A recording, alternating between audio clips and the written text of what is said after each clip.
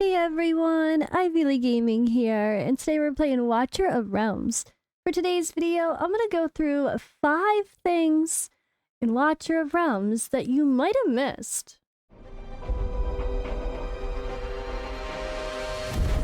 The finest blood for the most untainted soul. Alright, so before I get into that, I do want to quickly say, in case you guys don't realize why my mouth looks weird and my eye is covered, I keep getting that question on like every video because obviously you guys have all seen my video from 4 months ago. So I just want to let you know I have Bell's palsy and it's a temporary facial paralysis. My mouth isn't quite working correctly. My face is mostly frozen kind of thing and my eye doesn't like blink well, but it's gotten so much better than it did before. Like, my smile's getting better and all sorts of stuff. It's getting there. It's getting there. Some days it looks a little better than others. But yeah, this is why I look like a derpy pirate. It's just a facial paralysis that's temporary. No, I didn't have a stroke. And no, I did not have the COVID vaccination. So, alright, let's go on to the actual in-game stuff now. So there's been a few things that either I just noticed and I'm like, where the hell did this come from? Or someone else pointed out to me, whoa, did you see this? Didn't even notice that was a thing. Or I said something, and then like odd one, my husband was like, what? I hadn't even noticed that yet. And I feel like there's obviously like if you're someone, you know that if you miss something or notice something weird, you're not the only one. And not everybody reads every single text of the big patch notes. And a lot of times there's some things thrown at the bottom of the other category that are actually insanely valuable. So for today's video, I'm going to point out 5 things related to the game that you might have missed entirely. So let's get into that. The first one is having to deal with Tide. So Tide added a feature that I don't remember even seeing. It probably was in the other part of the patch notes recently and I just didn't even notice. But the other day, I realized my points were kind of close. And, I was like, you know what? Oh, yeah, like, I have Praetus now. Maybe I can do better in Tide. Oh, wait, they added something really amazing. So, here, quick deploy and quick retreat. So if you've been stuck on Tide and you're just back here waiting for your number to get higher, it's red and you're waiting for it to get not red again, there's one thing you should probably do first, and that's just go into it and do this. Quick retreat. Pull everybody out. Boom. And then quick deploy.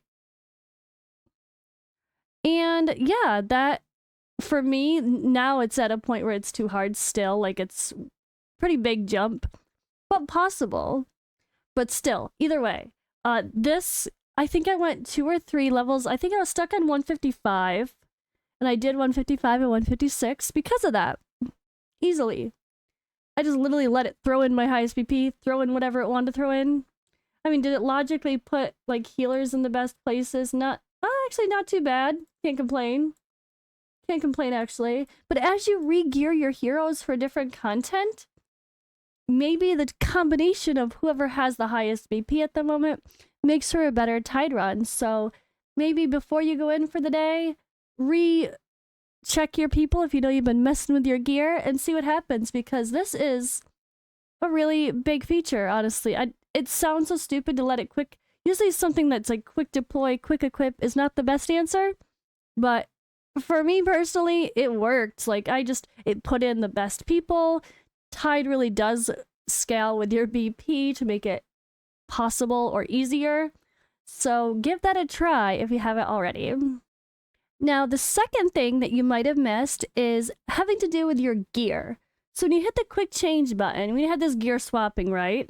And we know they added gear plans, right? Okay, gear plans, you can save, which, by the way, it's a little bit glitchy, guys. Like, if you have one set on someone and you want to move it to, like, or if you go to save plan and there's no button here, it's because that exact same set is on someone or is already a save plan, but it could be on someone else. You can only save the same set of gear once, which makes sense because it's not like you're saving a character. Like, personally, I started saving all of my heroes from Apocalypse 1 and Apocalypse 2 for Titanic Ruins. And I was able to rename this. Okay, cool, right? So, no, the renaming is broken. So instead of renaming, I had to delete the gear plan and remake it with the new name, which is fine. But that's not what's new and interesting. This is what's new and interesting. I mean, if you click it, you're like, okay, cool. You can look at all your gear and sort it. But there's more than that. So, what we want to stress here is the fitting room. Did you guys realize there is a fitting room in this game? I bet you didn't. So, here you go. Oh, if I want my Dolores to have the highest attack possible, well, this might be the answer. I don't know, a gigantic yellow one? Okay, we're trying it on. What about this one? Attack. Oh, flat attack bonus, a little bit bigger, about the same, but with the new set. Let's try that on. Guys, you'll see what's happening over here. We got a little, just like Raid with their fitting room, it has like a little shirt to show you're trying it on. Let's just say we leave it at that. Okay, I can get a little bit more attack on my Dolores, which is everything we need about her. Attack speed doesn't matter.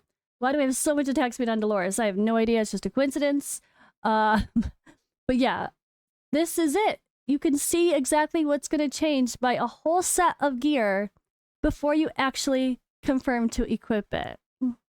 Isn't that amazing? And then you can immediately save the plan. So this is my new Dolores build. I might want to switch this, right?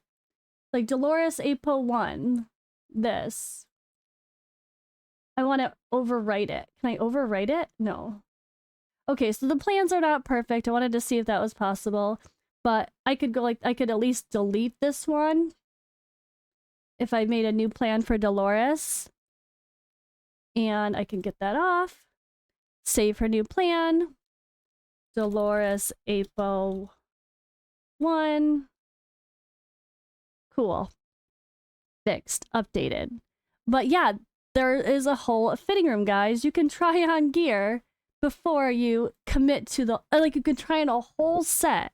So you're not just seeing how one piece affects your changes. You can see how the entire set change affects your build and see if you like it better or not than your previous build. This is so good. I love it so much. All right, guys. Yes, a fitting room. There is a fitting room. All right, and the third thing I want to mention is some new achievements. Now, there's been a lot.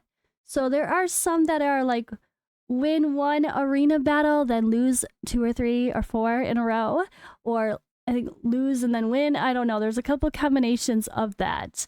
So when you're doing arena, you're probably accidentally going to have those happen. But I figured I might as well point out a couple of the ones that I just got recently. So browse the Dwarven Association or shop for 2 minutes without making a purchase. So literally just open up your shop, let it sit there and come back to it, and you got an achievement. Now, is this a window shopper? Does this window shopper have like a version 2 to have open for like 5 minutes, 10 minutes? I don't know, but I guess I'll test that.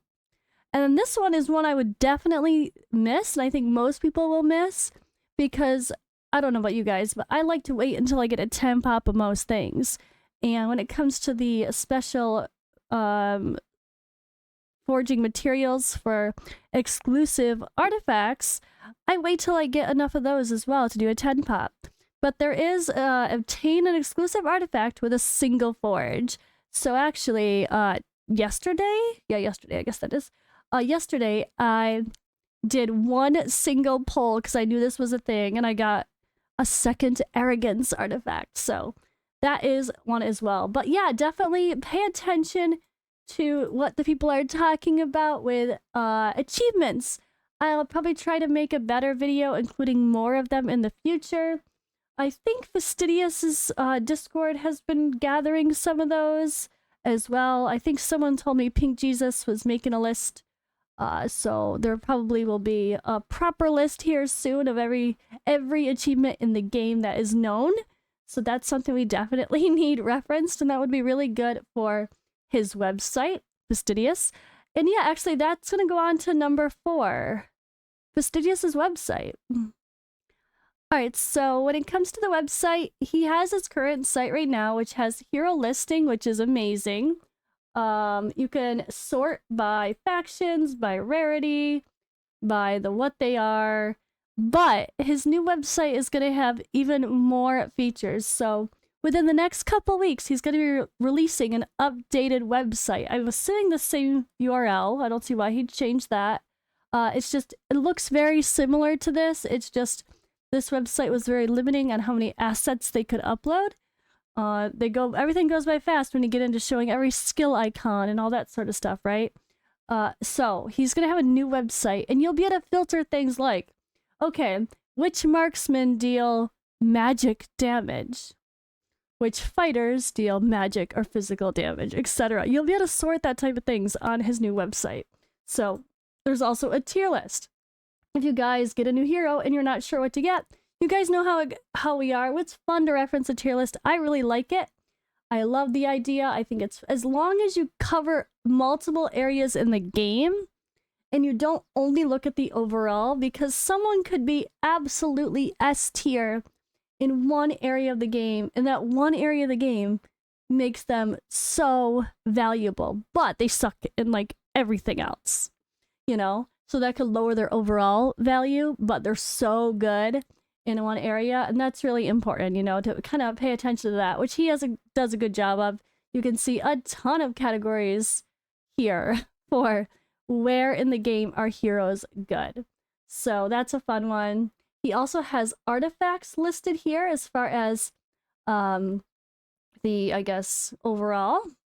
I don't think he has the exclusives though, does he? No. But I'm hoping his new website will include the exclusive artifacts. I guess we'll see. I actually missed if that was part of it. But his offer calculator is also amazing. If you're not sure if you should spend on something value-wise, is it better than the average deal? Put in all the items that is in that pack, and you'll kind of see an evaluation of whether or not it's worth it. And yeah, he's got a little about section on this Discord if you want to see who's involved and helping out with his website and whatnot. And his new website will be coming soon. He did a long stream fundraising for the website. So it's a community source website. And because of that, he's not going to monetize the website. So you'll never see ads on it. Which at first I was like, you're crazy. You realize how many clicks you're going to get? Like, do you realize how much money Hell Hades' website makes because of how often people are going there to look it up as a guide? It's kind of my head's like, how is that? Why would you not do that?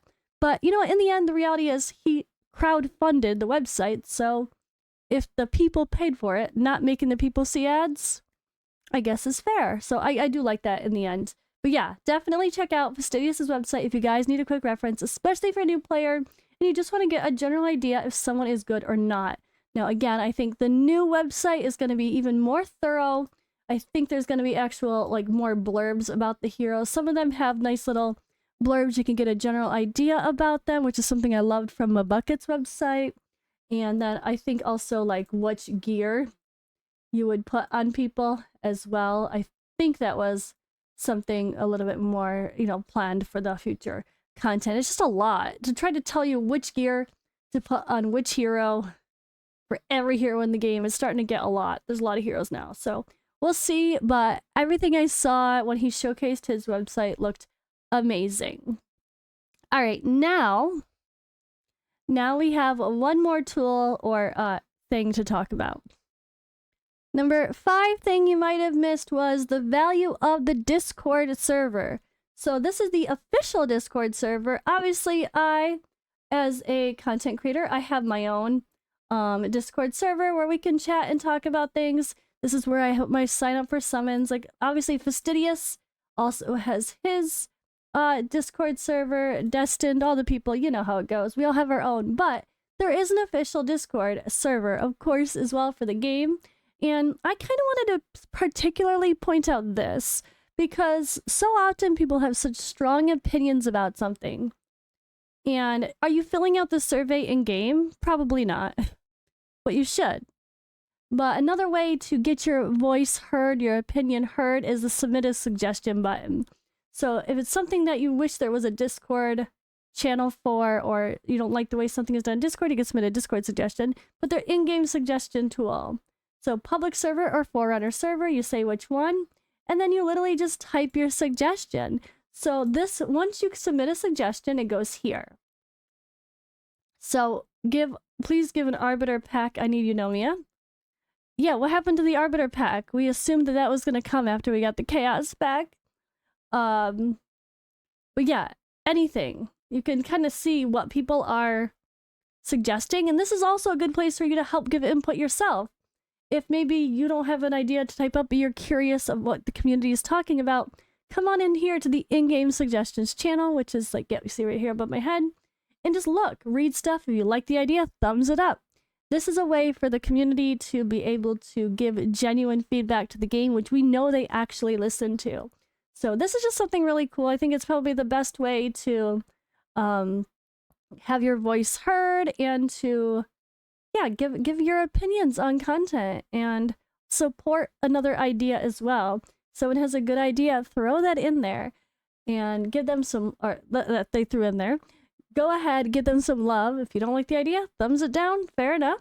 But yeah, this is where the dev insights come from. When I do the dev insights, it's these in-game suggestions that they're pulling from. So when I read those dev insights, which the dev insights are always here for you to read if you want. But again, I like to do the reading of that for the ones that stick out to me, because not everybody wants to read the giant wall of text, which is dev insights. So don't worry, I'll still be making those videos. I think they're really helpful. People still seem to like them. But yeah, in-game suggestions, submit a suggestion, guys. This is how you can get your voice heard. Besides the fact that there are again, this is a two-part comment, let's just say that. Don't forget, there's always these in-game surveys. So they want to know our thoughts. So if there's an in-game survey, fill it out. This is the best way for them to know what people really, really think about new content or whatever topic they're kind of survey, right? Alright guys, that's been it for today's video. Hope these tips were helpful. Thank you for watching, and I will see you in the next one.